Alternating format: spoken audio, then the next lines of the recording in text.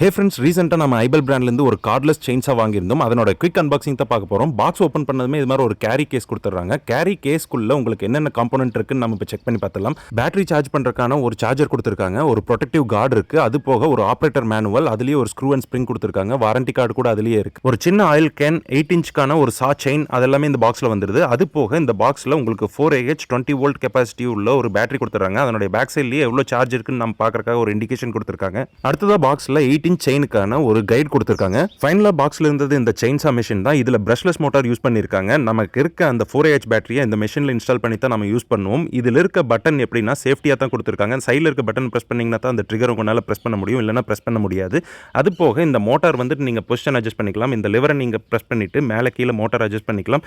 இப்போ நம்ம battery install பண்ணி பட்டனை பிரஸ் பண்ணதுமே சார்ஜ் எவ்வளோ இருக்குன்னு நம்ம மெஷினில் கூட பார்த்துக்க முடியும். இந்த மெஷின் உங்களுக்கு தேவைப்பட்டுச்சுன்னா ஸ்க்ரீனில் தெரியற லிங்கை கிளிக் பண்ணி பை பண்ணிங்க. இந்த வீடியோஸ் மறக்காம லைக் பண்ணி சப்ஸ்கிரைப் பண்ணி